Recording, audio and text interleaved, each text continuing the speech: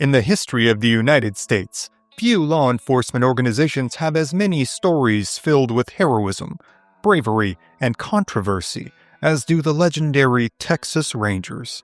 Tonight, join History at the OK Corral as we examine 5 little-known stories of the most brutal battles in the history of the Texas Rangers.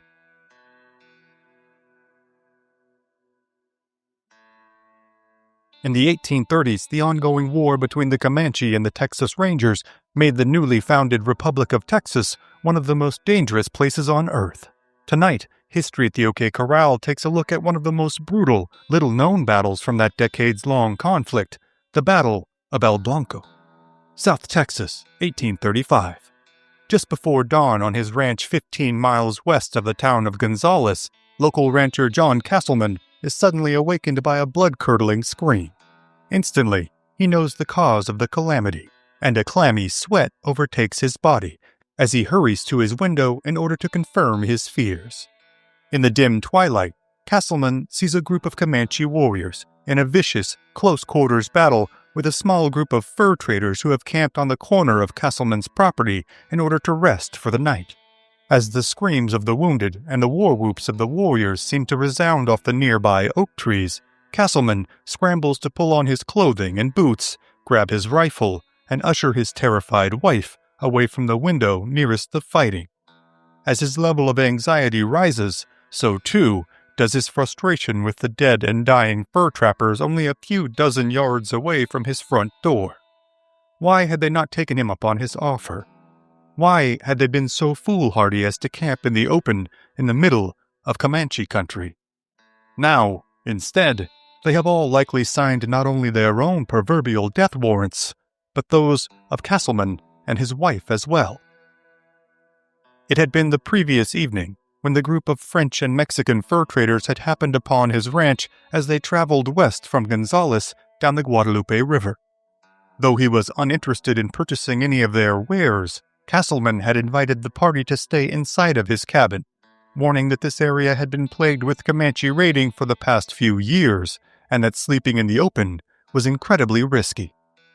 The haughty Frenchman, who served as the party's leader, had quickly refused the offer, asserting that he and his men were heavily armed and wholly unconcerned with the prospect of any potential attack. Castleman had granted their request to camp at the edge of his property near the river, but now, as he prepares for the Comanche to attack his cabin, he curses himself for his own charity. However, all he can do now is watch and wait.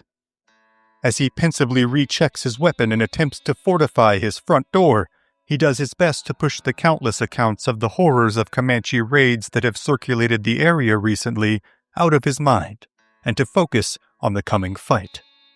Still unsure if the Comanche have even noticed his cabin, Castleman notices a lone warrior who has broken off from the attack, and is now curiously inspecting a sheet of white paper attached to a tree roughly 150 yards from the cabin.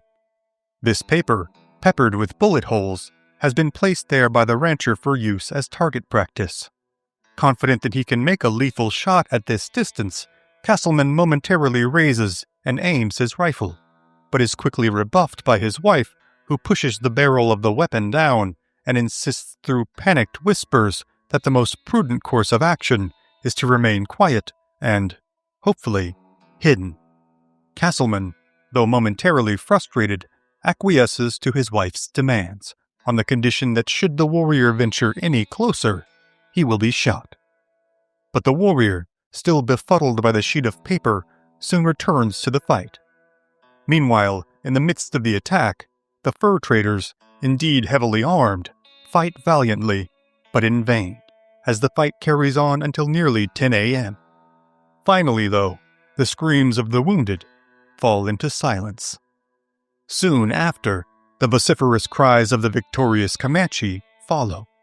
Even from this distance, Castleman is sure that he can hear the definitive, dreadful sounds of the vanquished men's scalps being harvested. For the next hour, the rancher is sure that he and his wife will be the next to face the Comanche's wrath. Then, just as he had feared, the Comanche gather their war trophies and begin to ride single file in a methodical deliberate pace towards the cabin.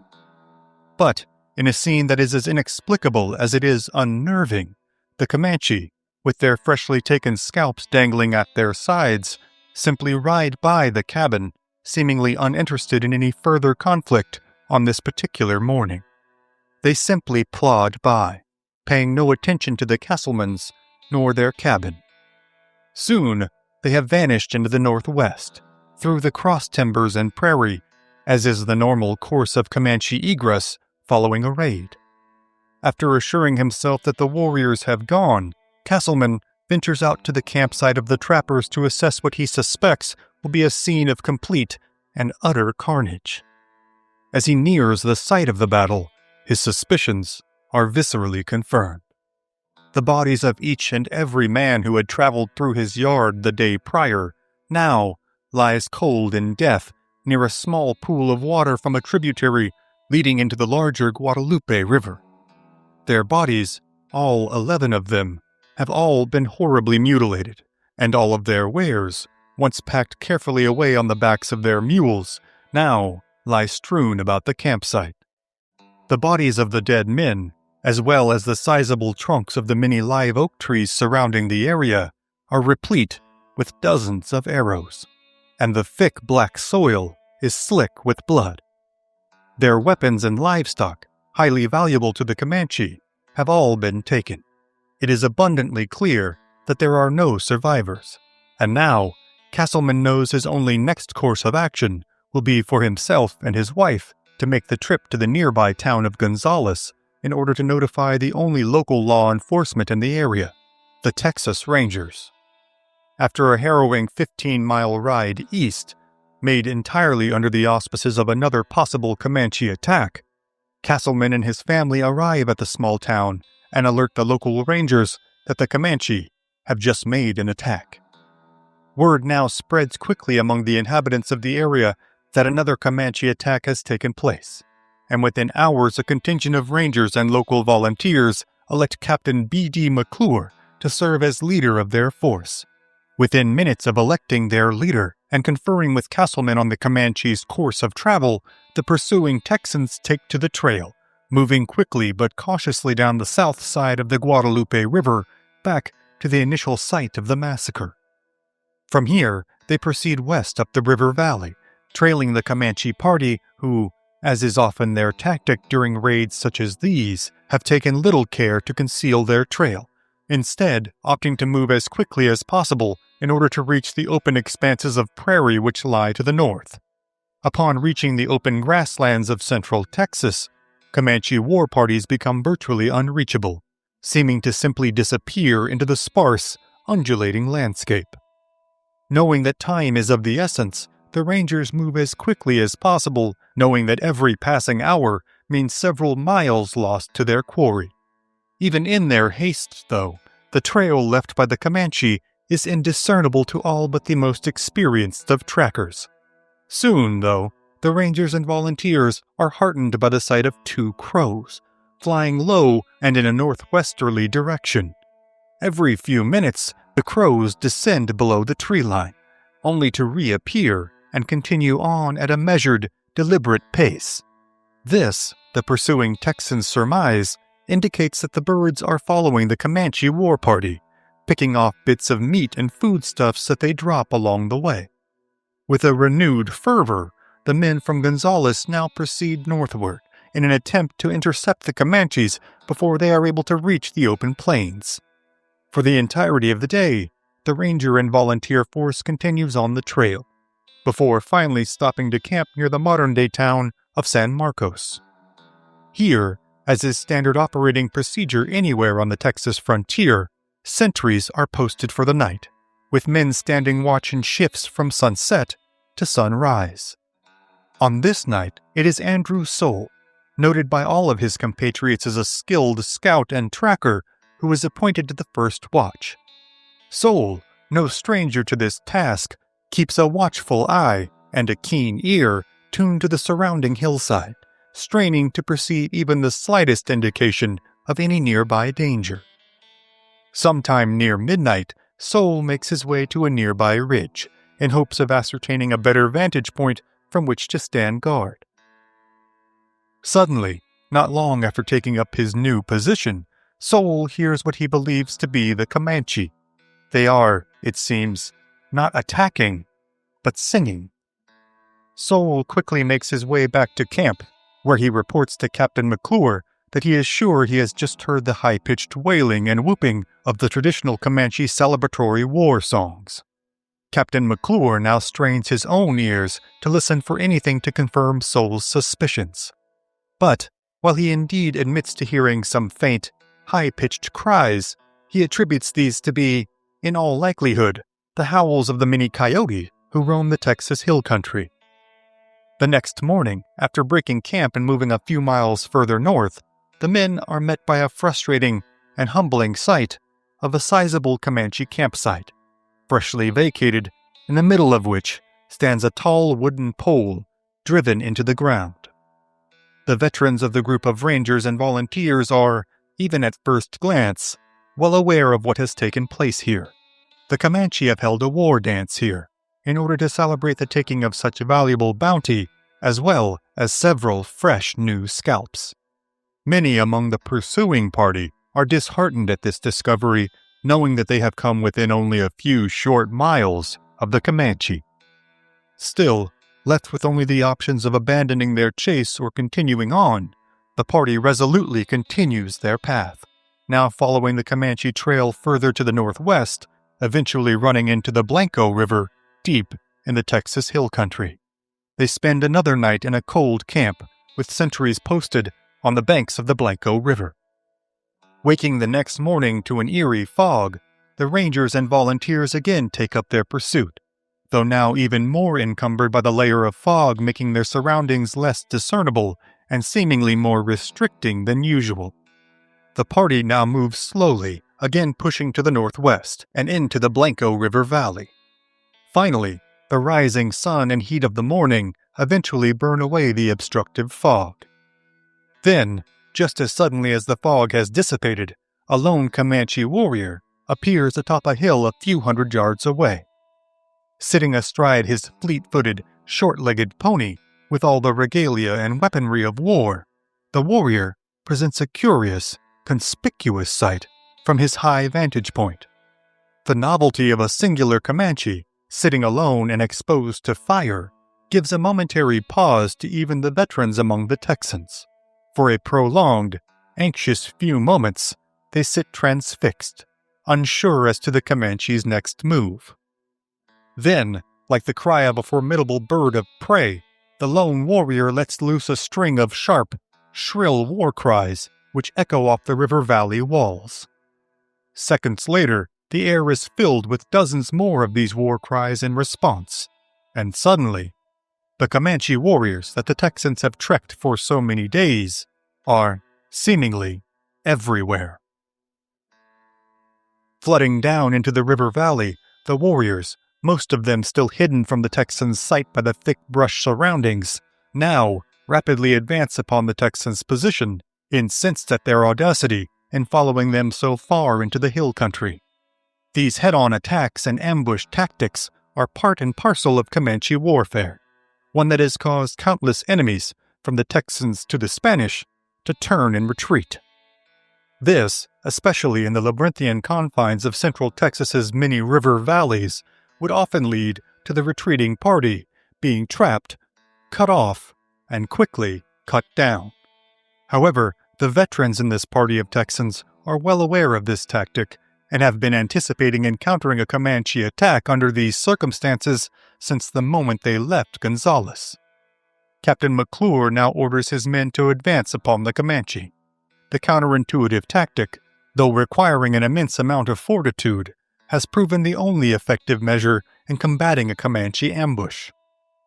The two parties now move towards each other, several hundred yards apart, their horses moving at full gallops across the tenuous, rocky ground, their riders urging them on, with both Comanches and Texans alike letting loose ferocious, booming war cries and commands.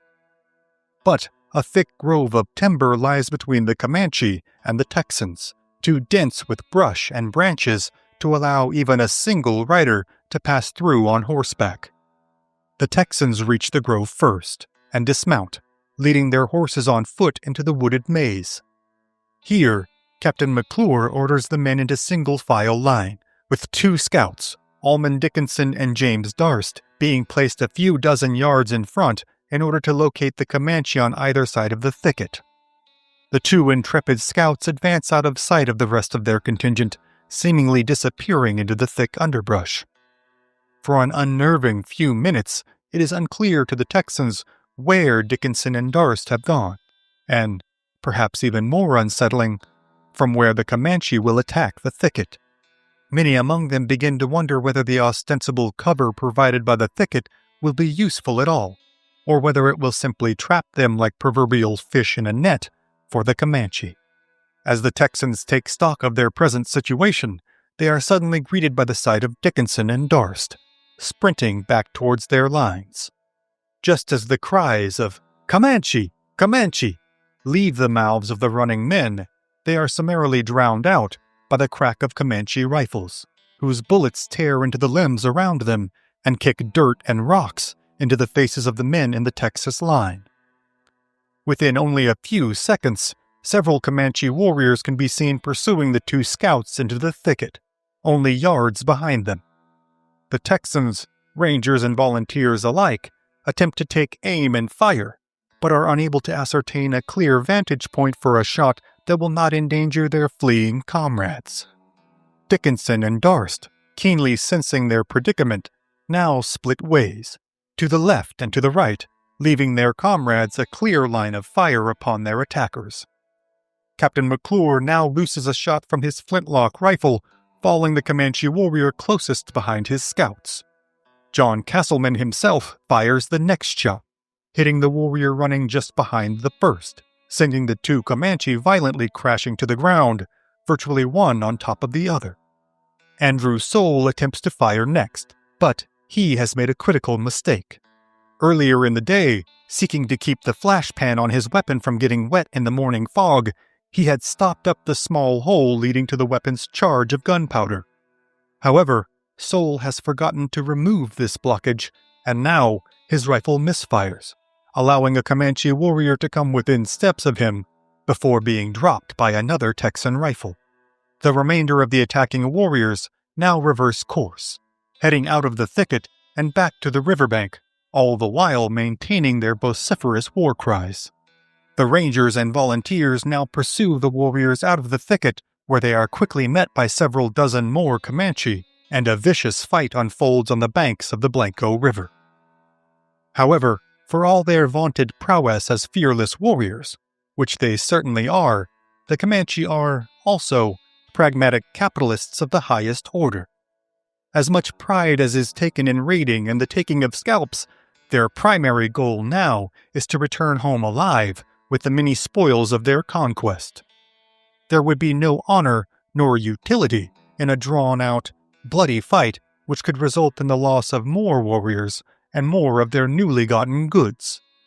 Thus, after losing several more warriors, the decision is made amongst the Comanches to egress from the battlefield, saving as many of their wares as possible. The Comanche now retreat down the river, then make their way across, heading north again and back to the relative safety of the open plains. This is not, however, before Andrew Soule is able to finally fall a Comanche warrior with his rifle, as he dispatches an unfortunate Comanche who ends up on a section of riverbank too steep to climb out of. This will be the last fatality in the battle. The Rangers and volunteers now return to their mounts, left tied up and guarded in the thicket. Miraculously, none of the men have been injured, nor have there been any fatalities on the Texans' side.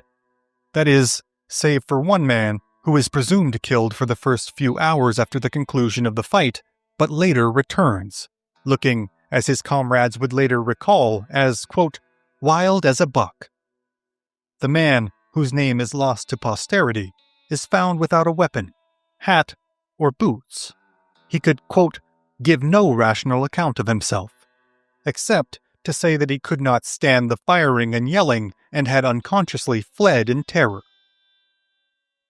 The goods that had been left by the Comanche are now loaded up, and the party make their way, cautiously, but without incident, back to the town of Gonzales. While many of the men of this expedition will return to their regular lives as farmers and ranchers in the area, many of them will go on to become names of Texas legend. In addition to Andrew Soule, who will go on to a storied career as a Texas Ranger, is Matthew Caldwell, known as Old Paint for his sun-mottled skin. Caldwell will become a legendary ranger for whom Caldwell County, Texas, is today named. Alman Dickinson, one of the two scouts who had ventured forward from the thicket to locate the Comanche, will meet his end roughly 1 year later at the Battle of the Alamo. It will be only a matter of weeks before the Comanche raiding parties again strike the area, and this pattern of violence will continue unabated, resulting in many such confrontations as this one on the Blanco River, known today as the Battle of El Blanco. But the many tales of these frontier fights, as well as the many battles which shaped the history of the Old West, are, for tonight, other stories for other times.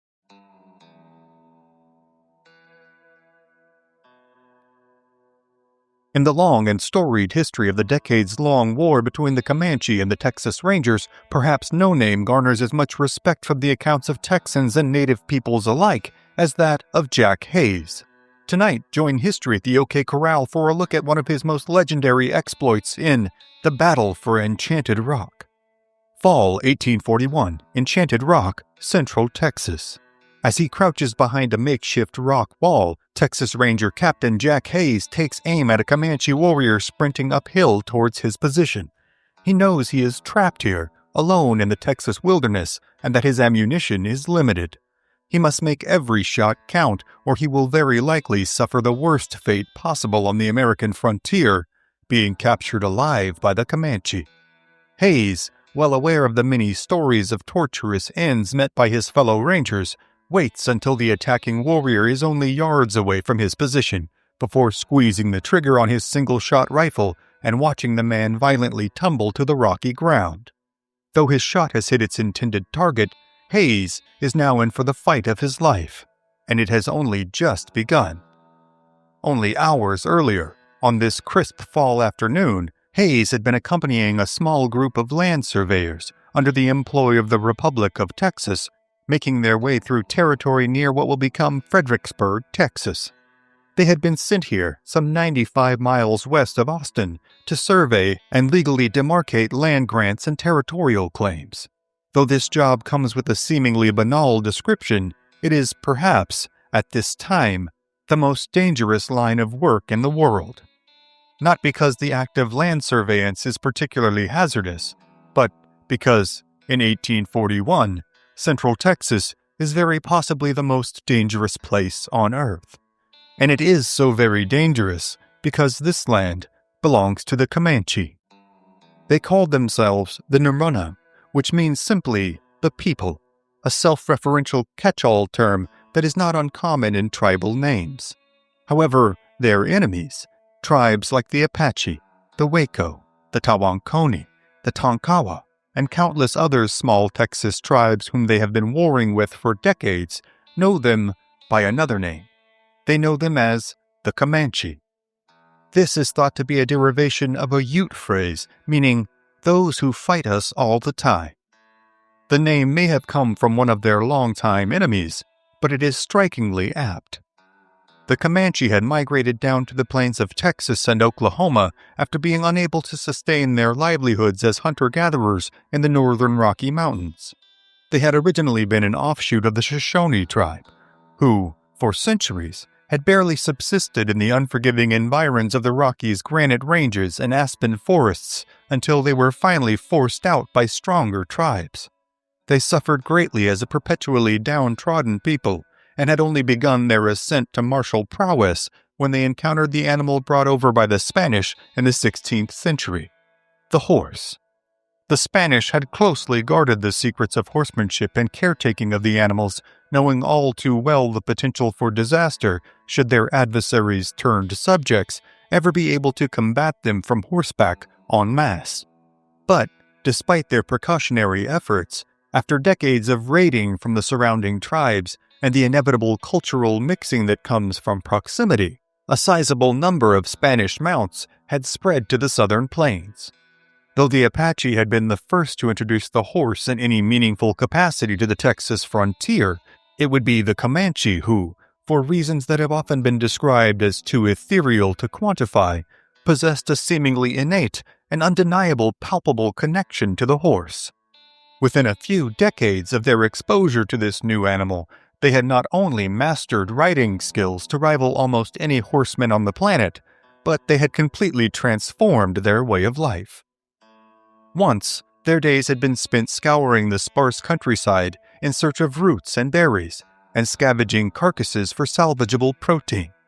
Now, they were a society of highly mobile and masterful hunters who existed almost entirely on the flesh of the buffalo that their new steeds enabled them to kill as they needed. Where once they had been bereft of material wealth, they were now quite possibly the wealthiest tribe in the whole of the Americas in terms of horseflesh and land. And where once they had been the proverbial whipping boy of their neighbors, they had been transformed into a fighting and raiding force whose mere mention would insert a pregnant, fearful pause in conversations from Denver saloons to the Capitol building in Mexico City. By the 1840s, they had driven the Apache out of Texas, forestalled Spanish, French, English, Mexican, and American expansion for centuries, and wiped out entirely many smaller tribes who had opposed them. Though the frontier has always been a brutal place, both pre- and post-European contact, the Comanche had been waging warfare of an intensity and scale that had rarely, if ever, been seen on the North American continent. Comanche raiding, especially in its early iterations, entailed not the taking of coup, nor the adornment of its warriors in highly ceremonial dress. They had little to nothing in the way of formal stratification to their martial society, as nominal war chiefs were simply those who were able to marshal the most men for the raids they proposed. Comanche warfare was very simply a brutally violent, ruthlessly pragmatic affair. Until the latter half of the 19th century, many Comanche warriors eschewed large feathered headdresses in favor of animal head caps made from foxes, cranes, or buffalo. They were often simply painted pitch black, what they believed to be the color of death. Raids were often conducted under full moons, so much so that a full moon was known throughout the Texas frontier as a Comanche moon, and was a much dreaded sight. And for good reason, as on many a full moon night, isolated families of both settlers and natives had seen their whole worlds destroyed in a matter of minutes, gone in a torrent of blood, smoke, and flames. The newly formed Republic of Texas, ironically, in many ways owed its existence to the ever-present threat of Comanche raiding. The Mexican government, their governing predecessors, had hoped to install a buffer of Anglo-immigrant settlers who would bear the brunt of the Comanche onslaught before it could reach further south into Mexico. For decades, prospective settlers from America had flooded into Texas from the east on the condition that they convert to Catholicism and become Mexican citizens. Many had come, and many had died brutally hard deaths in their search for better lives. But, despite the cost, settlement attempts from Mexicans and Texans alike, from the Rio Grande Valley to present-day Fort Worth, had persisted, and thus, so, had Comanche raiding. However, despite the incessant threat of violence, the Texas government is still faced with the routine administrative tasks that befall all bureaucracies, including marking out plots of its presumed new territory. And so, surveying parties of 15 to 20 men now scatter out across the Texas hill country northwest of San Antonio and Austin. They keep descriptive logs of the land they cover, survey prospective lots, and then they return to the capital in Austin to provide a clearer picture of Texas's geography and topography. However, any interlopers into the territory west of the major Texan settlements are likely always under the watchful eye of the true rulers of this land in the Comanche. The Comanche have observed the surveying parties from the start, knowing that they were the means by which the white men in Austin have been laying claim to their lands. Accordingly, they seek to find these interlopers and to punish them. Surveying parties have been targeted with especially harsh, unremittent attacks as of late.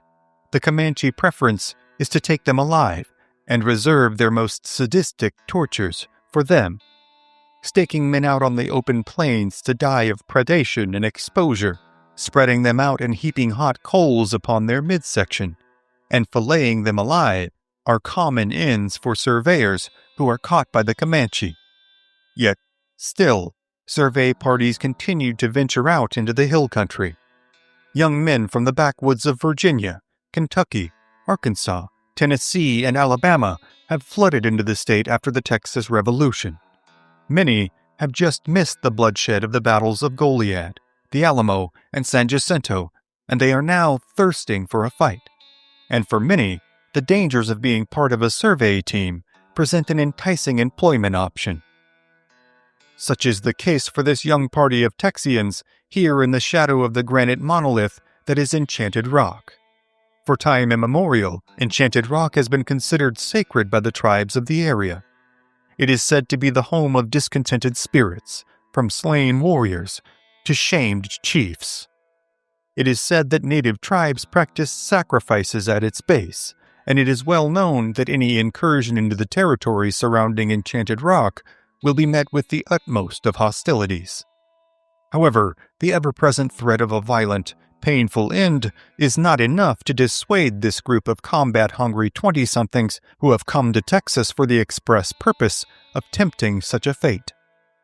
For all their bluster and bravado, though, these newly minted Texians are no fools.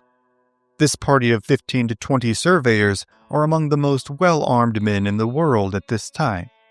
Many carry the .36 caliber Colt Patterson revolver, considered by many firearms collectors to be a seminal pistol in Old West history. It had been patented by Samuel Colt in 1836 and produced in Paterson, New Jersey, hence the name Colt Patterson. It had originally been a .28 caliber pistol, but it had been changed to a .36 caliber in 1837. It held 5 shots, as opposed to today's usual 6, and was loaded by detaching the cylinder, manually loading the cartridges, and then reassembling the firearm. This meant that a combatant would have to preload several 5-shot cylinders and would be relegated to a relatively cumbersome reloading process in comparison to later models. The weapon weighed in at 2 pounds 12 ounces with a 9-inch barrel. This made it a very large, very loud, and, understandably, terrifying weapon to enemy combatants.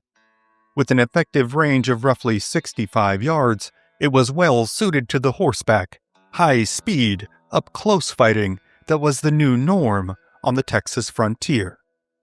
For longer-range endeavors, many of the Texians were armed with the .42 caliber Edwin Wesson percussion cap rifle.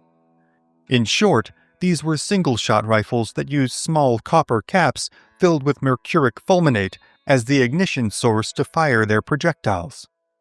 The small copper cap was placed on a plug under the hammer of the rifle, and when the hammer was released, the percussion would ignite the mercuric fulminate, causing it to fire.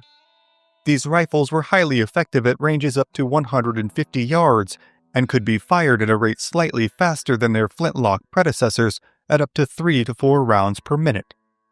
These advances in weaponry have come at a fortuitous time for the Texians, particularly for those in the land surveillance parties, and for the law enforcement organization which Stephen F. Austin had founded not long ago, the still young, but already legendary, Texas Rangers. It had been Stephen F. Austin himself, the legendary Texas statesman, whom the state capital is named after, who had fostered the original concept for the predecessors of the Rangers in the 1830s, the Texas Mounted Rifles. Born largely out of necessity, the mounted rifles patrolled the ranges of the Texas frontier, presenting the only available organized resistance against the Mexican governmental harassment, banditry, and Comanche raiding faced by settlers on the frontier. In 1835, the organization had been codified into a state-sponsored military/law enforcement hybrid force uniquely capable of close-quarter combat and long-distance pursuit. In the intervening years, their legend has grown from the dusty settlements of Texas to the finest parlors of New York City, Boston, and Philadelphia. The Rangers now present virtually the only consequential resistance to the violence that plagues the flatland prairies, river valley bottoms, and hill country homesteads. The tales of their daring and ferocity spread like wildfire amongst not only the Texans, but the Mexicans and the Comanche as well. And perhaps none among the Rangers, in their ranks full of giant, strapping, bellicose men, garner more respect or more fear than does Captain John Coffee Hayes, better known as Jack Hayes. He had been born in Little Cedar Lick, Tennessee in 1817 to a military family. His father, Harmon A. Hayes, had fought in the War of 1812 under Andrew Jackson. Harmon named his son after Jackson's legendary Brigadier General, John Coffee. Jack Hayes had made his way to Texas in 1836 at the age of 19 in search of fortune, adventure, and war. Though he had missed his chance to participate in the Texas Revolution, he found a home with the Texas Rangers. In the early 1840s, the Rangers have a casualty rate that at times reaches 50%, and it is simply assumed and accepted that a fair amount of the fresh-faced recruits who proudly ride out of Austin or San Antonio on the best mounts that they can procure will simply never be seen again. Even in the austere, hyper-violent world of the Texas Rangers, though, Jack Hayes stands out. In an occupation replete with large, burly men, he is a slender 5'6", 20-something with a boyish face and a quiet, affable demeanor.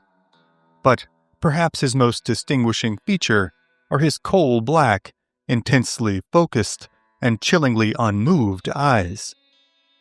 It is said amongst his contemporaries that Hayes's entire countenance can change at only a moment's notice.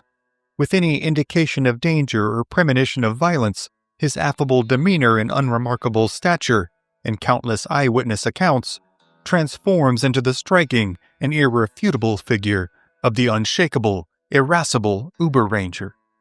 Even at his young age, Hayes's reputation is that of a man who fears no hardship, who thrives in the chaos of combat, and who possesses an innate and undeniable ability to lead men who have proven otherwise ungovernable by the vast majority of society. His legend has spread far and wide through Texas, even in the short time he has been here in 1841, and this had made him an ideal member for the surveying party that the Texas government needed to survey Enchanted Rock. And so it was that Jack Hayes, legendary ranger, found himself here at Enchanted Rock on this fall afternoon. As the survey team set about their laborious tasks of unspooling a few hundred yards of steel ribbon and demarcating its location on a map, Hayes and a number of other ranger companions stood watch.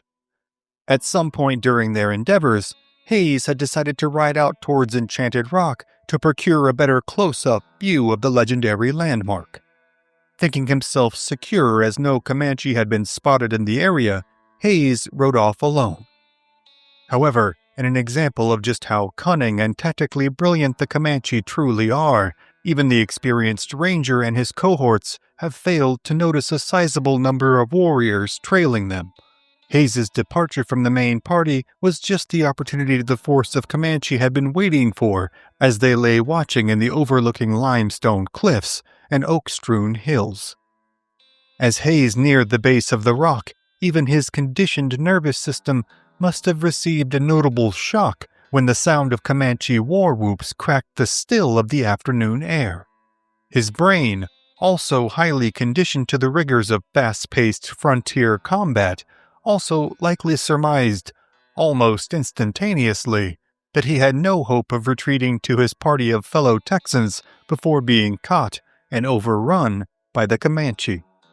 Now, quite literally caught between a rock and a hard place, Hayes had ridden hard to the base of Enchanted Rock, dismounted, and began a desperate, dogged scramble up the face of the rock.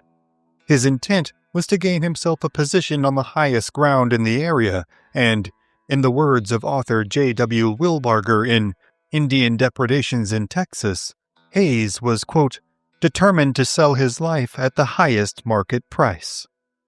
Hayes's reputation, combined with his notable dark hair and moderate stature, made him a prized target amongst the ranks of the Comanche, and he was pursued up the side of the giant rock with utmost gusto by several warriors intent on harvesting his scalp.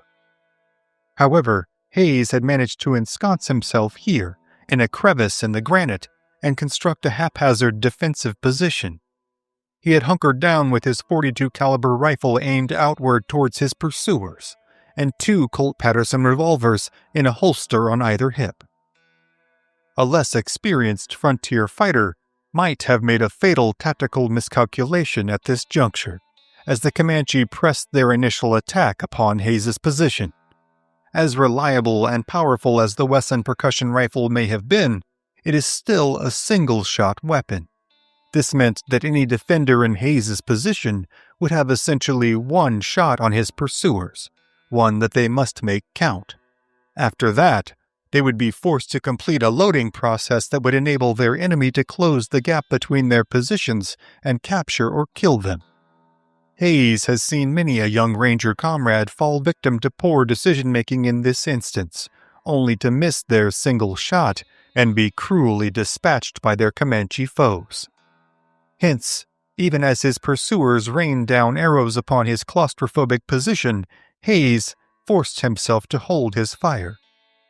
Any time a warrior would attempt to make a terminal charge on his position, Hayes would brandish the rifle barrel at him, managing each time to dissuade his attackers. Hayes knew that, for all their tactical prowess and combative ferocity, the Comanche approach to warfare did not now, nor ever, entail the enduring of casualties in great numbers in order to obtain a victory of any kind. In the mind of the Plains warrior, it was always better, if possible, to live to fight another day. Such prudence, though no doubt understandable, left an exploitable gap for those caught in the ire of their attack. Even though alone, and with a single-shot weapon, survival for the experienced ranger was not wholly impossible, and so Hayes hunkered down and fought on. The Comanche, though, soon tired of this hated intruder keeping them at bay from atop their secret landmark. And so, again in the words of J.W. Wilbarger, they, quote, resolved to make their attack in earnest. And so they had, and had lost one of their warriors in the process.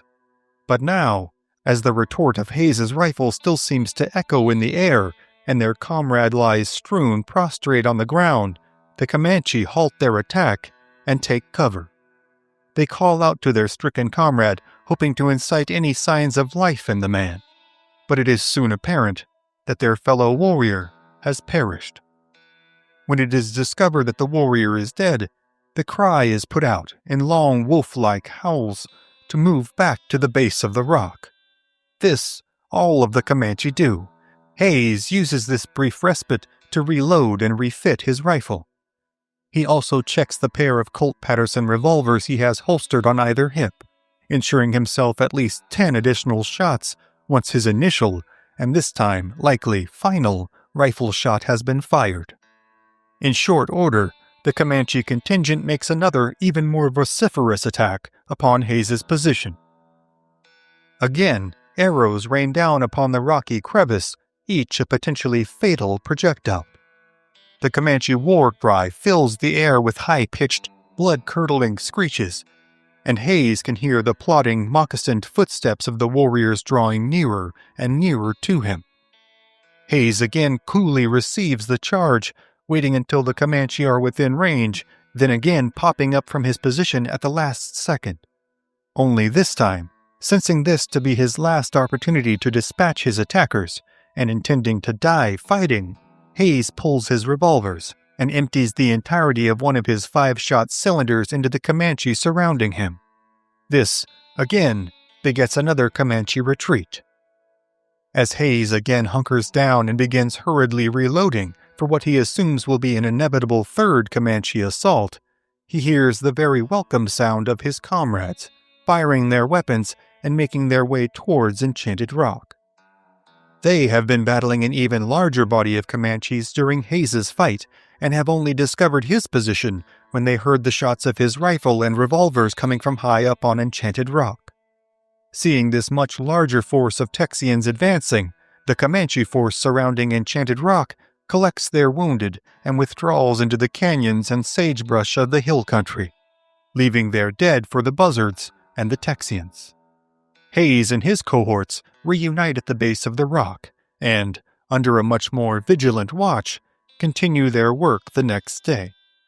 Hayes will go on to carry out countless more adventures, from leading the Rangers in the Mexican-American War to chasing down Comanche raiders. His legend among the Comanche will soon grow to an extent that they bestow upon him the begrudgingly respectful nicknames of Captain Jack, pronounced Captain Yak, and Bravo Too Much or Brave Too Much. In a culture like the Comanche, where courage and martial prowess were the ultimate in masculine virtues, even an avowed enemy like Jack Hayes was due his wages in reverence. Hayes would go on to marry Susan Calvert, daughter of a wealthy local hotel owner in Seguin, Texas, in 1847. In 1849, the young couple would move to California, along with millions of other Americans, in hopes of capitalizing on the new state's gold rush. Though he would not strike it rich in gold, Hayes would go on to become a successful rancher and businessman, and was elected sheriff of San Francisco in 1850. In 1853, not long after the Hayes' first son, John Caperton Hayes, had been born in California, a peculiar package arrived in the mail for the new father. Inside the parcel was a small golden spoon, sent as a gift by the legendary Comanche chief, Buffalo Hump. The spoon came with a small engraving on the handle that read, Buffalo Hump Jr. Such was the respect Hayes had earned, even amongst his longtime enemy.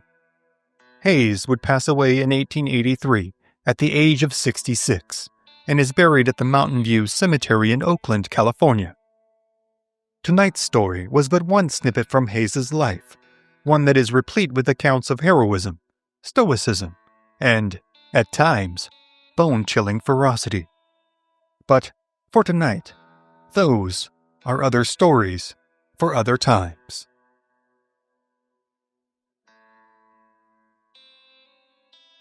In the summer of 1844, a small group of Texas Rangers was dispatched on a reconnaissance mission to survey the territory around a battle site on the Nueces River.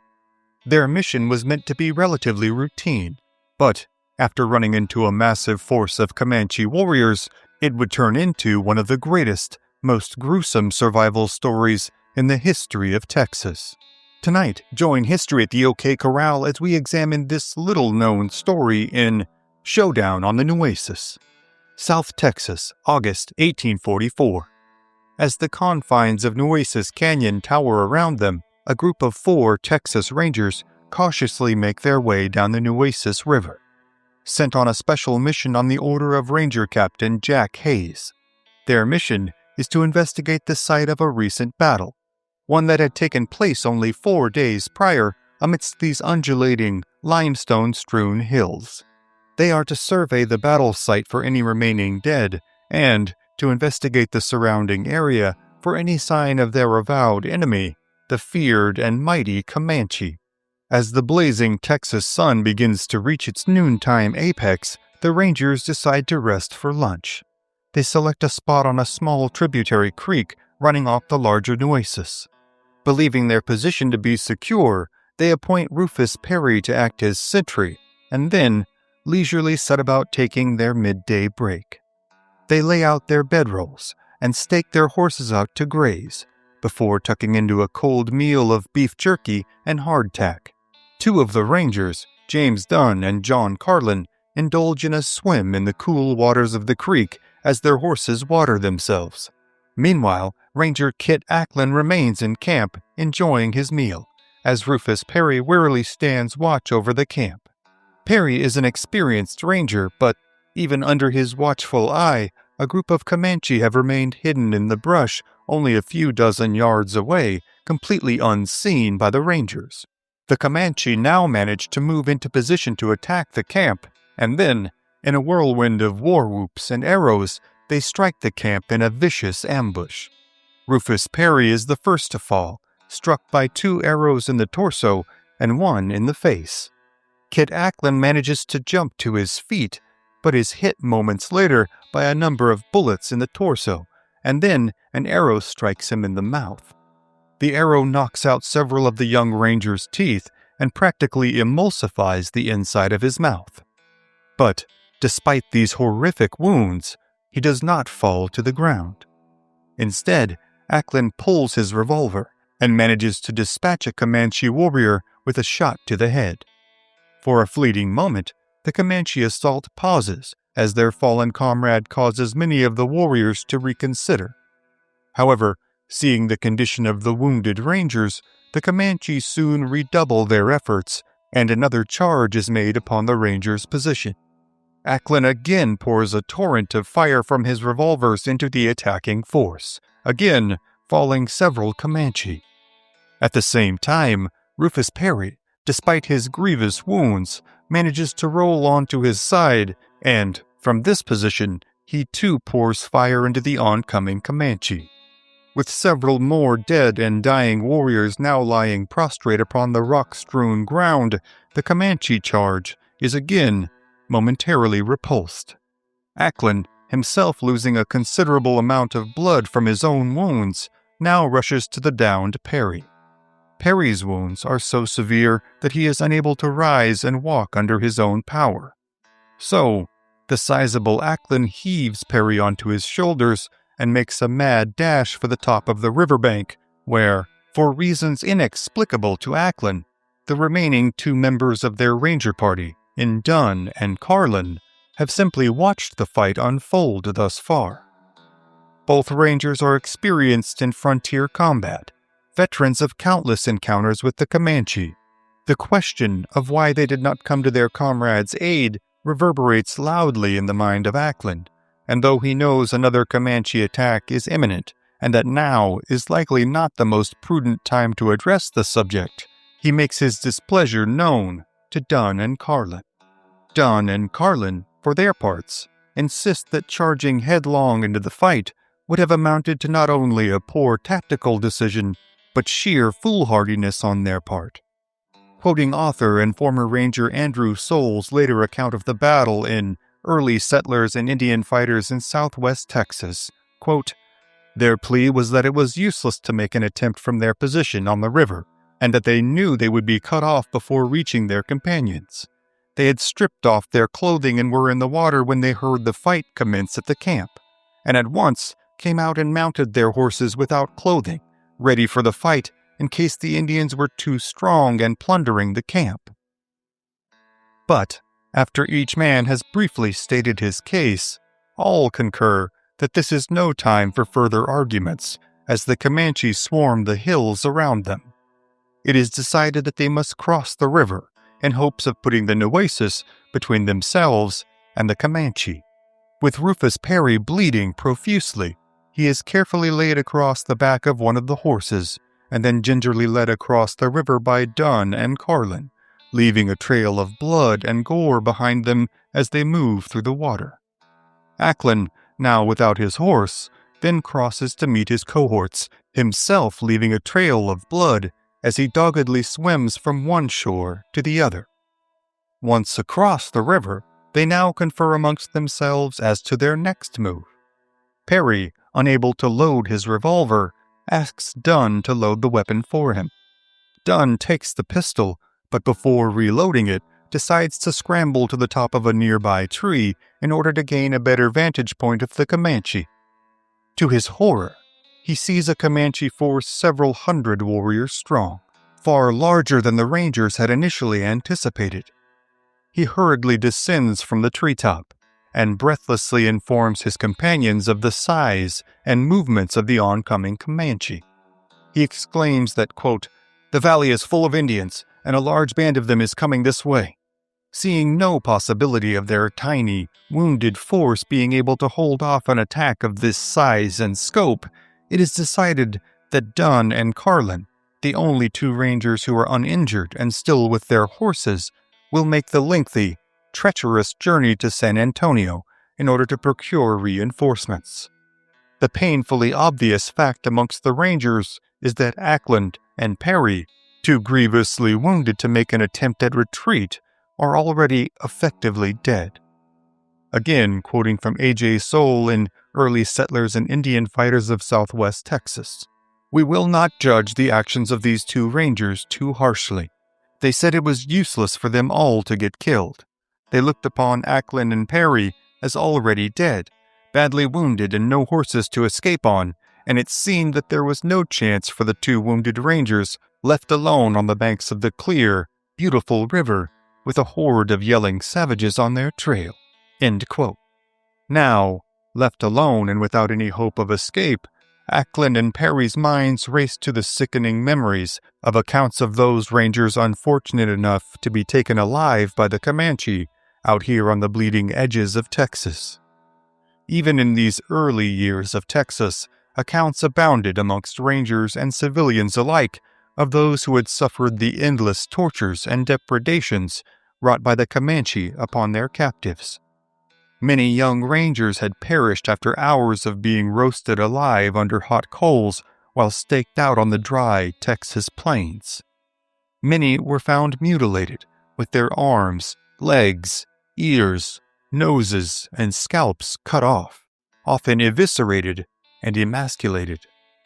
It could not be known, but was widely assumed, that many of these mutilations were carried out on the victim while the unfortunate person was still alive. Now, seemingly left to this inevitable fate, Ackland and Perry are left with the simple, unavoidable question: will they allow themselves to be overrun and taken alive by the Comanche? Or will they fight until the bitter end? Despite their dire circumstances, Ackland and Perry resolve that they will either save themselves or die fighting. However, the pair are now without any weaponry, save for their large bowie knives, a mainstay tool for nearly all Texas Rangers at this time. To compound this problem, for all their resolve, Perry, his eyes now caked shut with dried blood, is practically blind. Ackland, seeing he is now the only relatively able-bodied one between them, decides that he will again shoulder his comrade and move their position up the riverbank to one that might be more easily defended. But, just as Ackland is agonizingly positioning Perry across his shoulders and beginning to slowly rise to his feet, the shrill, piercing cry of the Comanche warriors once again fills the air. Though they are still across the river, the Comanche have now spotted the blood trails left by Perry and Ackland as they made their way to the water. Now, as if tracking a pair of wounded animals, the warriors begin to follow the blood trails and quickly surmise that the Rangers have crossed the river. Ackland, his mouth now nearly swollen shut from his own injuries, tells Perry, in words barely audible due to his wounds, that he will attempt to hide him and then attempt to hide himself in hopes of evading the oncoming Comanche. As the Comanche begin to cross the river themselves and precious seconds tick away, Ackland finally manages to strain his way to a standing position under the weight of Perry's nearly lifeless body. Then, taking as much care as possible to conceal their trail, Ackland makes his way upstream. For several minutes, he trudges on. Though both of the wounded Rangers' wounds have stopped bleeding, their compromised state makes any sort of progress seem virtually impossible. But, just as Ackland is ready to crumble to the ground, he spots a large plot of driftwood at the river's edge, covering roughly an acre in which fallen trees have been swept to this spot through various floods. With the Comanche now having crossed the river and rapidly closing the distance between themselves and the Rangers, Ackland gingerly sets his wounded comrade down before hurriedly crawling into the maze of driftwood and then pulling Perry in after him. As Ackland continues this harrowing process of crawling and pulling his wounded comrade along, they both hear the Comanche approaching. Finally, Ackland comes to a halt. In whispered tones, they agree that it is best that they split up, agreeing that if one of them is left undiscovered, and able to physically recover, that man will make a run for San Antonio. Both men sense this may very well be the last time that they see each other alive, and with heavy hearts and few words spoken, they firmly shake hands, before Ackland crawls away, hoping to put as much distance between himself and Perry as possible in order to decrease the likelihood of them both being discovered. Ackland makes his way upstream, as Perry hunkers down where he is, unable to do more than listen as the war cries of the Comanche fade. For a few ominous minutes, it seems to Perry that they have fallen into silence and perhaps abandoned their pursuit. Then he hears the whispers. Weary of the Rangers' firepower, the Comanche now attempt to approach their quarry as stealthily as possible, believing them to be cornered somewhere in this driftwood thicket.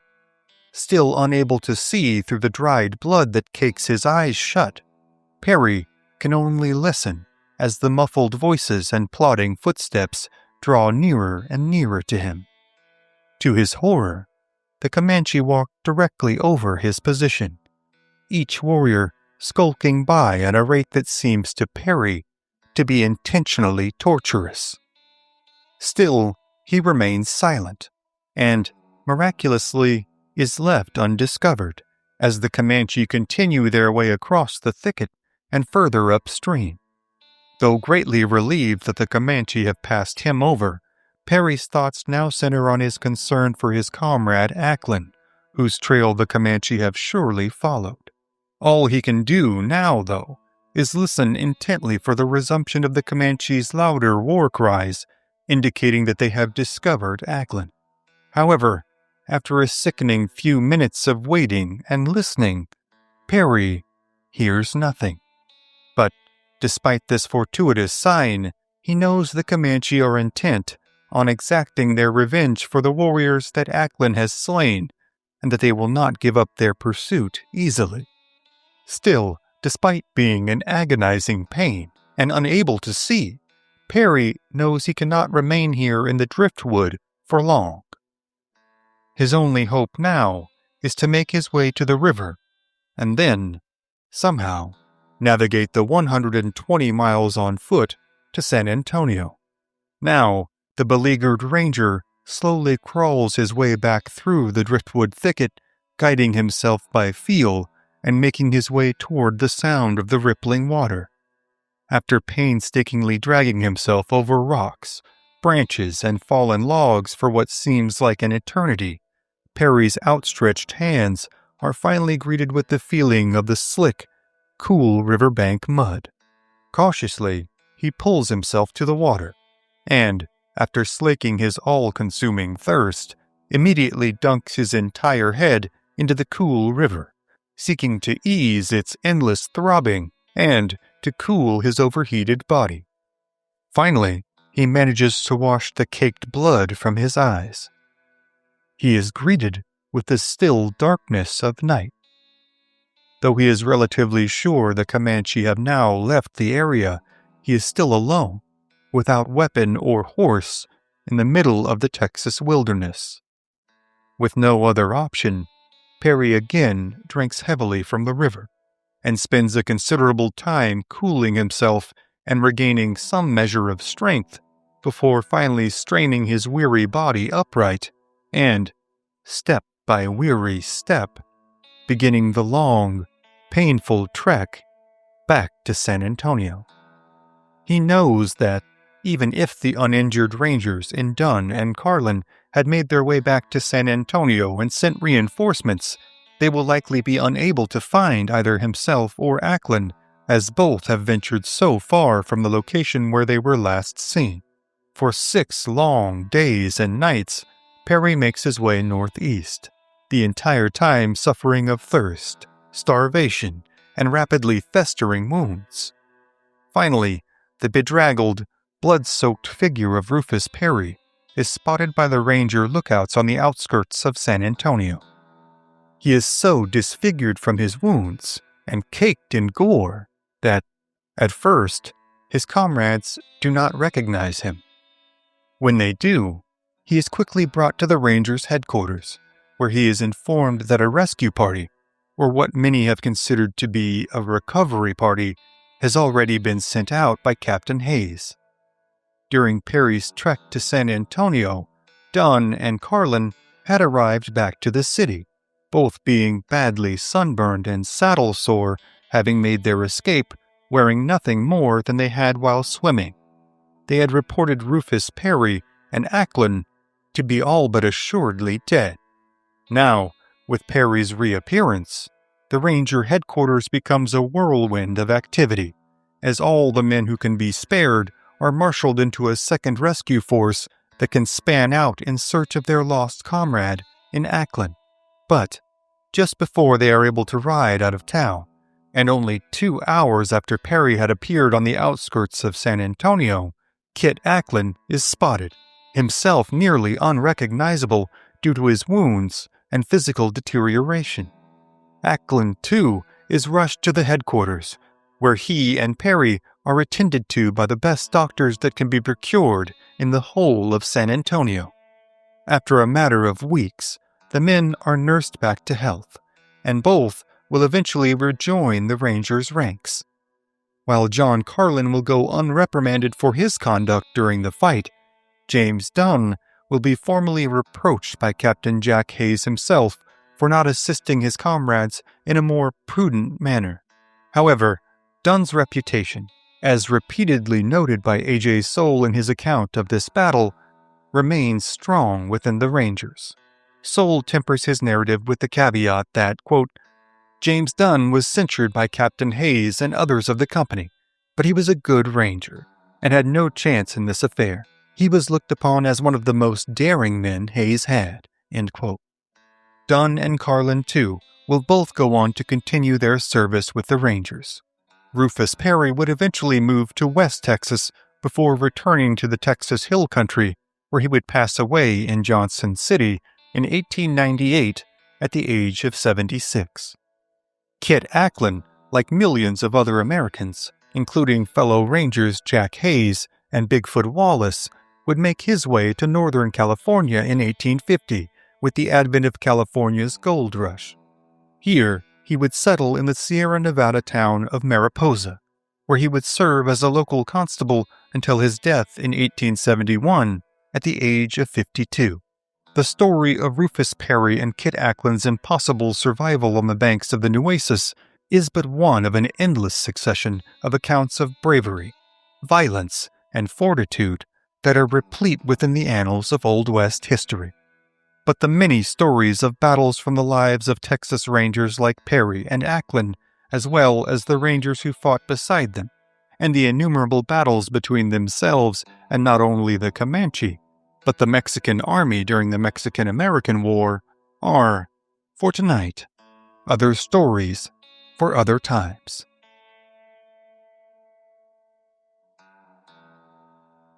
January 18th, 1837. 18-year-old Abram Anglin rides towards the Trinity River with a group of close friends and fellow Texas Rangers. Though he is scarcely into his late teens, the young man finds himself deeply fatigued. Only months earlier, he had been amongst a small number of survivors of the devastating raid on Parker's Fort, in which the universally feared Comanche had brutally killed several settlers and carried off several of their children.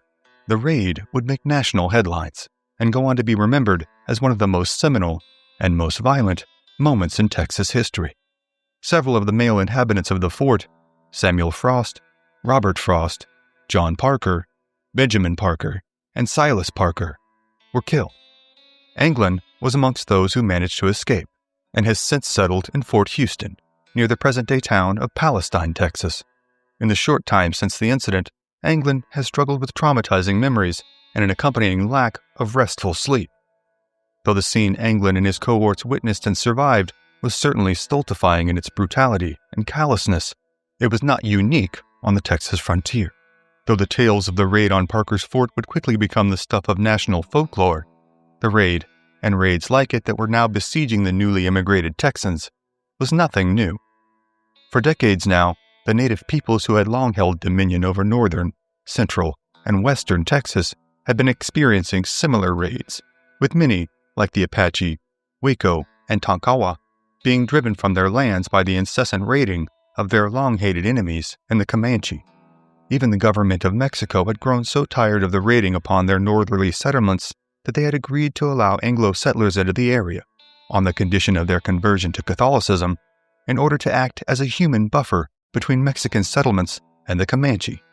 Still, despite being all too aware of the danger involved, Abram England has refused to recoil from further confrontation with the Comanche, enlisting with the relatively new ranger regiments which patrol the Texas frontier under the auspices of curtailing the incessant violence and thievery from both Comanche raiding parties and outlaw bandits.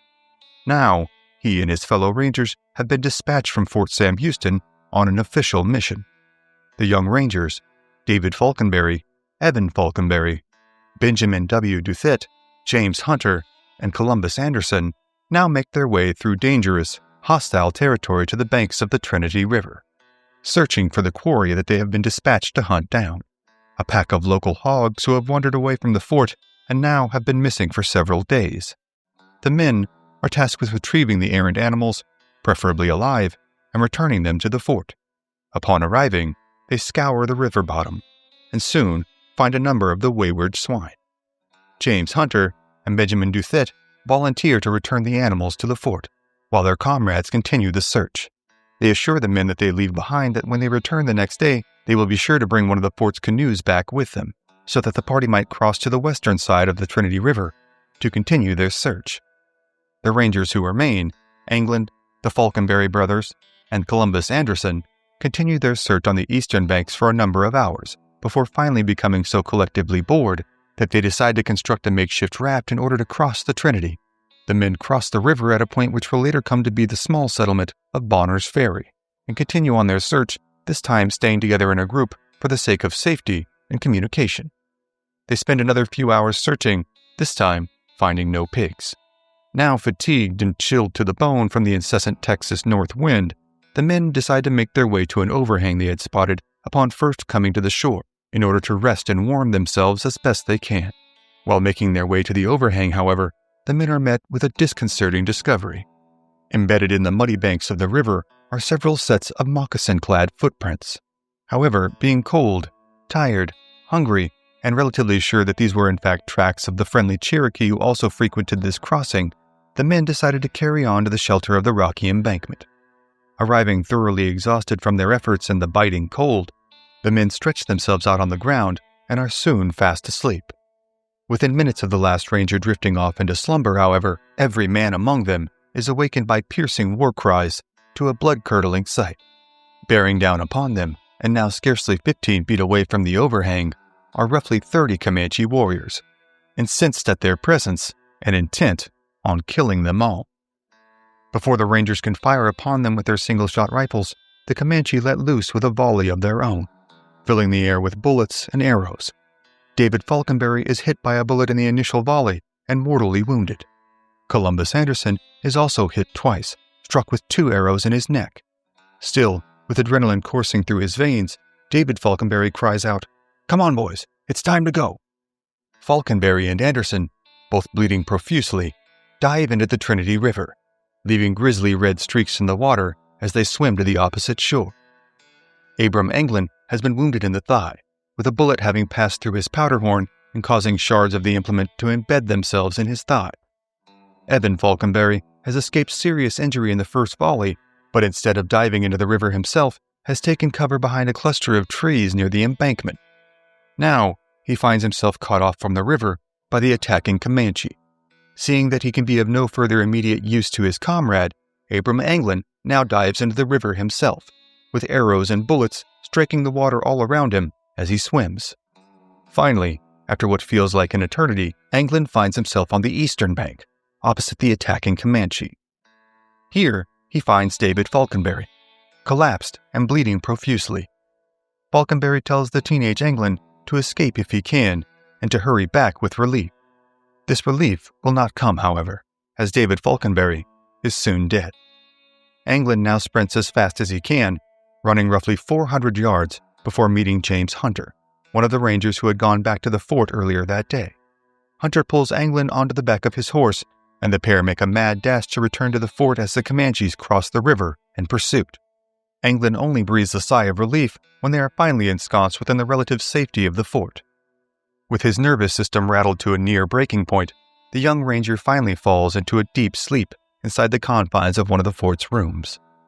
Though his day is done, the grisly work of the rest of the rangers at Fort Houston carries on in the afternoon and evening. One ranger, Captain Haggard, now sends out a rescue party in hopes of finding any survivors. After the short ride from the fort to the Trinity River, the rescue party is greeted by an unsettlingly violent scene. Discovered first is the body of David Falconberry, who had urged Abram Anglin to leave him and go for help. Falconberry had apparently constructed a bed of grass and was found lying prone on it, only feet away from a small pool of water near the river. Next, the party finds the body of Columbus Anderson.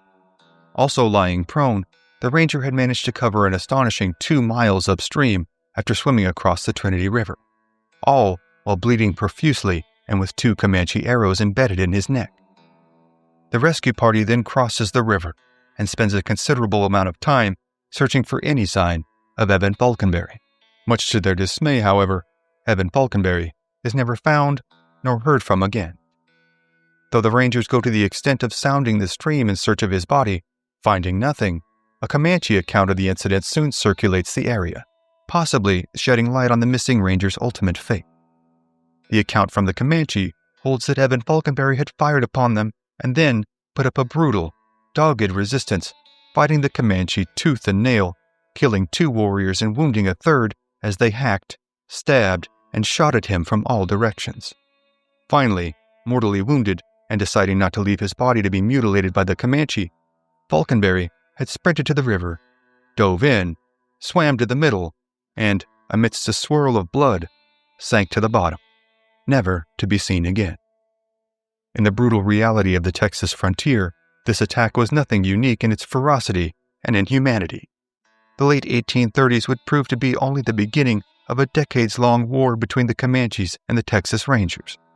Both sides would find themselves victims and perpetrators alike of countless heinous acts, begotten by a seemingly perpetual cycle of violence in the conflict for ownership of Texas. For his part, Abram Anglin would go on to join another ranger company only weeks later in March of 1837, where he would serve for several more years. He would eventually marry and move to the town of Prospect, Texas, where he would pass away at the age of 58. At Fort Houston, reprimands were made by no less than the fort's namesake himself, President of Texas Sam Houston.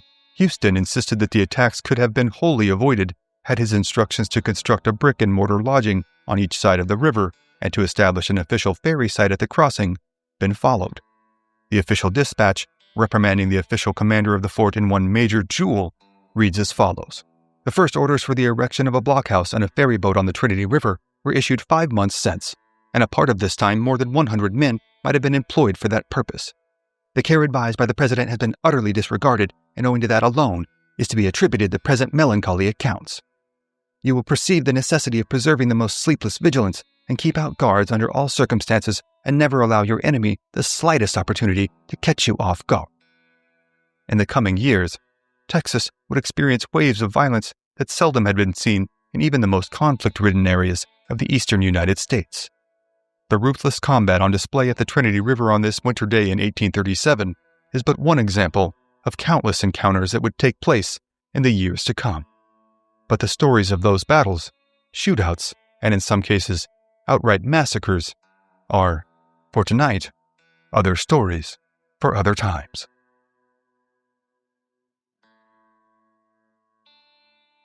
As the war between the Republic of Texas and Mexico raged to the south, a different kind of war was raging in the Texas Hill Country just outside of Austin. This war between the Texas Rangers and the Comanche would be waged for decades and see some of the most ruthless, brutal fighting ever conducted on the whole of the North American continent. Tonight, join History at the OK Corral as we examine one of the most horrific stories from this war in the Battle of Walnut Creek. Austin, Texas, January 1836. Roughly 10 miles east of the burgeoning city, near a stretch of cedar and open prairie on the Colorado River known as Hornsby's Bend, a group of Texas Rangers pull their horses to a stop as the sun begins to set. They are hungry, cold, and tired after a long day of patrolling the surrounding areas for the dreaded Comanche raiding parties that hold virtually all of central Texas in terror. The days prior have been stormy, rainy, and frigid.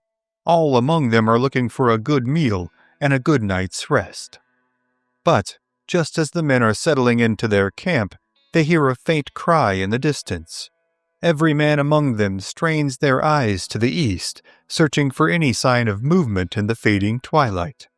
Then, suddenly, a young woman, her tattered clothes barely hanging on to her bruised and battered body, and weeping in distress, crawls over the banks of the river only yards away from the camp. She is so distraught, stricken with equal parts grief, terror, and relief, that she cannot speak. She merely crawls towards the Rangers as the Rangers rush out to meet her and carry her back to camp. For several minutes, the young woman sobs uncontrollably, unable to give the Rangers even her name. Finally, after several long minutes, she manages, in between long, panicked breaths, to tell the Rangers who she is and how she came to be here. Her name is Mrs. Hibbins. A few days prior, she had been traveling with her husband, her brother, and her 2 small children up the Guadalupe River, some 40 miles away, to their homestead near Gonzales. They had been not far from their destination when they were attacked by a roving band of Comanche warriors. Her husband and brother had been killed, and herself and her 2 young children had been taken captive. This was the norm for Comanche raiding, as any fighting-age male would either be killed outright or tortured to death as punishment for their incursion on Comanche lands. The women and children would often be taken prisoner.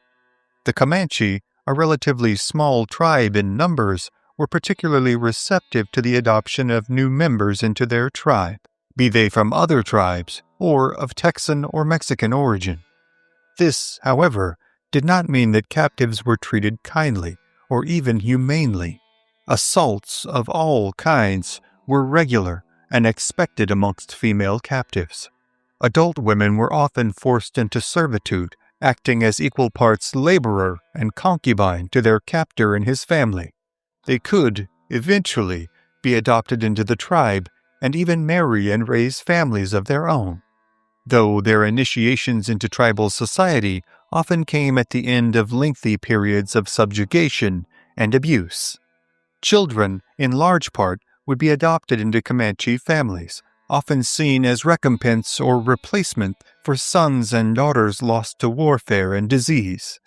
After the initial torturous ordeal of their capture and subsequent days of hard riding, where they would be subject to severe thirst, hunger, and sunburn, the child would eventually be accepted as a full-fledged member of the tribe, eligible for the highest status as a warrior or a wife. Mrs. Hibbins was undoubtedly aware of these practices, as tales of Comanche captives had flooded the area in recent months, alongside the dispatches reporting on the movements and engagements of Santa Anna's army. She had been unable to quiet her youngest, only an infant, and after several hours of travel, an annoyed Comanche warrior had simply snatched the child from her arms and summarily executed him right in front of her. Seeing no other means of saving her other child, she had left him in camp as she slipped away into the night and attempted to make her way to Austin in search of help. She had scrambled through the prairies under the cover of night until she had reached the Colorado River, then made her way west towards Austin, knowing all the while that should she be recaptured, she would surely be killed. Now, despite her overwhelming grief, the young mother conveys her sole concern: the safety and recovery of her only remaining child. She describes, in granular detail, her child's physical appearance, the mule that he is riding, and the last known location of the Comanche camp, in a cedar brake not far from Austin. While a few of the younger rangers remain in camp in order to care for the emotionally and physically drained Mrs. Hibbins, The remainder now hurriedly resaddle their horses and take to the trail in search of the Comanche camp. After traveling along the Colorado River to find a suitable crossing spot, the Rangers wait until first light, and then hastily make their way across the river and into the cedar-strewn hills outside of Austin. Among this pursuing party of Rangers is a young Texan named Noah Smithwick.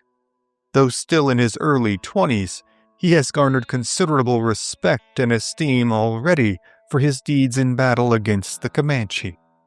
Even his early time with the Rangers has provided him with a thorough, invaluable understanding of Comanche tactics and strategies, and he believes that the Comanche will likely still be in the area and that a rescue of Mrs. Hibbins' young son may indeed be possible. The following is an excerpt from his personal account of the events that occur next, as the Rangers make their pursuit of the raiding party.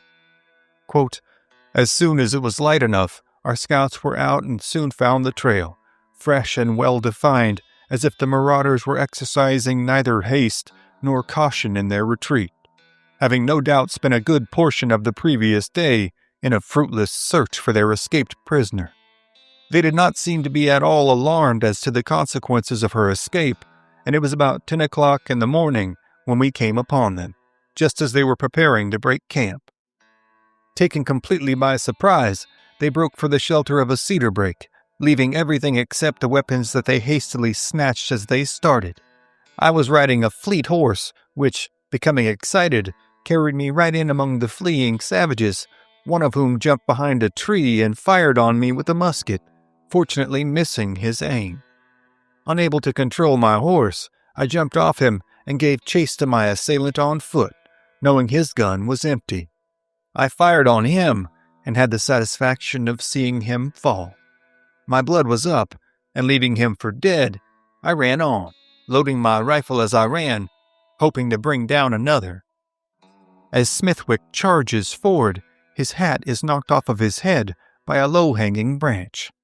With the fight now raging in the confines of the cedar brake, a fellow ranger mistakes Smithwick, with his dark hair and bare head, for a Comanche warrior. Within milliseconds, the ranger has Smithwick's form fully within the iron sights of his rifle. A disastrous friendly fire incident is only avoided at the last moment, when another ranger recognizes Smithwick and physically pushes the barrel of the ranger who is about to unwittingly shoot him into the dirt. Meanwhile, the warrior whom Smithwick has shot and presumed dead is, in fact, very much still alive and very much still dangerous. As Ranger Captain John Tomlinson fires on the scattering Comanche force from atop his horse, the wounded Comanche warrior manages to load a final shot into his rifle and fire upon him. The shot narrowly misses Tomlinson, instead striking and killing his horse. As the ranger captain struggles to free himself from underneath the body of his freshly killed mount, another ranger named Conrad Rohrer manages to wrench the weapon from the warrior's hands and kill the wounded man with several vicious blows to the head. At the same time, across the campsite, the Comanche have managed to hurriedly wrap the Hibbins boy in a large buffalo robe and set him atop a different mule from the one he had been riding. Now, as the din and chaos of the battle reigns all around, the mule with the captive boy on its back makes a mad dash to follow along with the remainder of the fleeing Comanche. Conrad Rohrer and another ranger, their blood hot from the fight, now break off in pursuit of the retreating party. At the rear of this party rides the young, terrified Hibbins. In a sickening few moments, the rangers, guns drawn, ride up behind Hibbins, whom they presume to be a fleeing Comanche. Eager to dispatch any Comanche that they can, Rohrer aims squarely at the back of the Hibbins boy and pulls the trigger. The gun misfires. With their mounts still galloping their way through the thick cedar and maneuvering across the rocky ground, Rohrer attempts to clear the jam in his weapon and then again aims squarely at the buffalo-robed draped youngster and again pulls the trigger. Again, the weapon misfires. For a second time, Rohrer attempts to fix his malfunctioning weapon from the saddle before taking aim again. But just before he is able to fire, his comrade notices that the rider of the mule is, in fact, the Hibbins boy. Seeing this, he pulls Rohrer's arm just as the man is squeezing the trigger on his third shot. This time, the weapon does not misfire, as a resounding crack deafens the Rangers and gun smoke fills the air. However, the shot misses as the bullet sails over the head of the Hibbins boy. In Smithwick's own words, quote, "Providence seemed to have interposed to save him." The Rangers pull the mule to a halt, and, despite having skirted disaster, their mission is complete. The remaining Comanche are left to recede into the west of the hill country, as the Rangers convene to take stock of the damage done and concur on their next course of action. It is quickly decided that they will make the 10-mile trek to Austin in order to return the likely traumatized child to his much aggrieved mother. But first, there is the grisly business of harvesting what the Rangers hold as their rightful war trophies.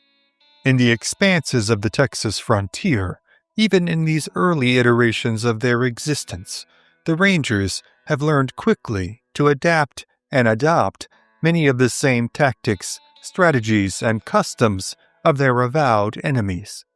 In the Comanche culture, it is held that a warrior is rightly entitled to the scalp of any foe that he has slain. In a culture dependent on hunting, raiding, and warfare, these trophies were not merely symbols of spite or superiority, but social currency, a testament to a warrior's deeds in a land where martial prowess was, largely, the only thing that mattered.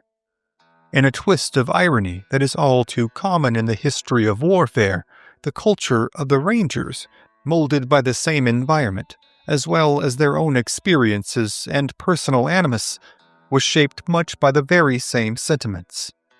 Thus, by 1836, the taking of scalps has become commonplace amongst their ranks. Noah Smithwick, having shot and killed one of the warriors himself, is pressed upon by the others to take his rightful trophy.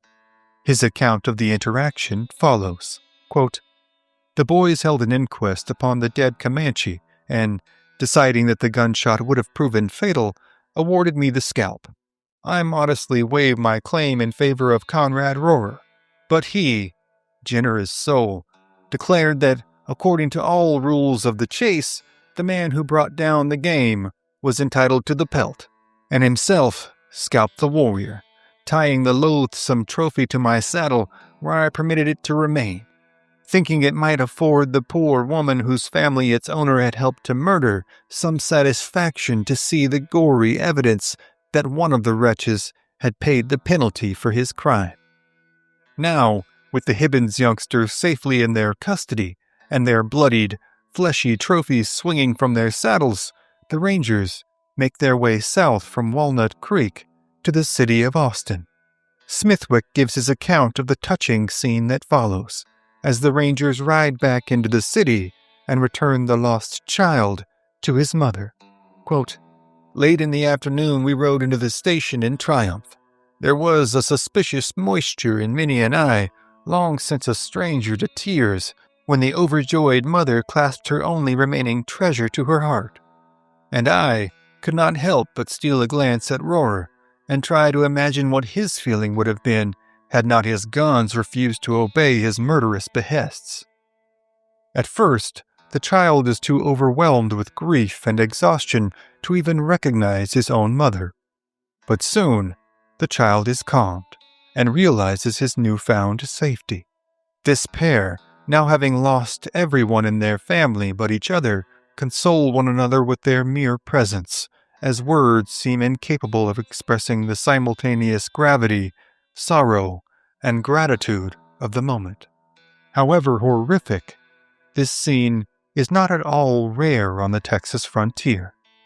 Even in this year of 1836, in the midst of the Texas Revolution, and only months before the events of the Battle of the Alamo, the greatest threat to most settlers in Texas is not General Santa Anna and the Mexican army, but the mighty, often seemingly unconquerable Comanche. Though the Rangers have succeeded in retrieving the young hostage and in rescuing his mother, instances of such victories have proven exceedingly rare in previous years. As a perpetually undermanned and underfunded fighting force armed with single-shot rifles and pistols, and relegated largely to learning frontier fighting tactics on the fly, the Rangers have paid, and will continue to pay, a heavy price in lives and casualties. Nearly every lesson learned by the young Ranger force is one paid for in blood. Conversely, while they are indeed snugly situated in their seat as the lords of the southern plains, the Comanche are experiencing monumental losses of their own. During the 1830s, large swaths of the tribe are decimated by smallpox. The Comanche, unable to deduce the source of the dreaded disease, would see thousands of their already relatively small tribe perish to the epidemic. The shifting geopolitical forces in Texas would prove another blow to the Comanche at this most inopportune time, as the policies of later Texas governors like Mirabeau Lamar would call not only for a more offensive approach to dealing with the Comanche and other native tribes, but their outright extermination. The Texas Revolution would conclude on April 21st of 1836, and while the bloodshed between Texas and Mexico would cease, the fighting between the Rangers and the Comanche would now only intensify. As their numbers continue to dwindle, the Comanche's resolve to hold onto their expansive territories will only be further steeled. The Texas Rangers will continue to fight not only against Comanche raiders and hill country bandits, but against the Texas government itself, as pleas from Ranger officers for greater supplies of men, ammunition, and weapons would often go unheeded by the cash-strapped administrations. They will be disbanded and subsequently reconvened numerous times in the coming decade, as Texas morphs from republic to official U.S. statehood. In the 1840s, however, with the advent of New Jersey gunsmith Samuel Colt's new 5 and then 6-shot revolvers, the nature of warfare in Texas would be changed forever. It would be veteran Ranger Samuel Walker who would take it upon himself to travel to New York to meet with Colt in New York City. Here, the two men would discuss changes that could be made to the initial design to better suit it for use by the Rangers. Though Walker would perish only months later during his service in the Mexican-American War, the firearm he helped design would go on to change the very nature of the way his comrades conducted their very violent business. For his part, Smithwick would continue his service with the Rangers into the 1840s. He would marry Thurza M. Blakey in 1839 before moving to what is today Weberville, Texas. In the 1860s, after receiving notable opposition for his pro-unionist views, Smithwick would move himself and his family to Kern County, California. Though his wife would pass away in 1871, Smithwick would live to age 91, passing away in Santa Ana, California in the year 1899. But the many stories from the life of Noah Smithwick, as well as the countless tales of Comanche bravery and brutality, and the innumerable tales of rescue and revenge on the Texas frontier, are, for tonight, other stories for other times. Thank you again for joining us on this episode of History at the OK Corral. Be sure to click the like button, share this episode with a friend, and become a subscriber. Also, if you'd like to support our work and gain early access to episodes, as well as ad-free viewing, you can become a member of this channel by clicking on the Join button below. And we'll see you next time on History at the OK Corral, home of history's greatest shootouts and showdowns.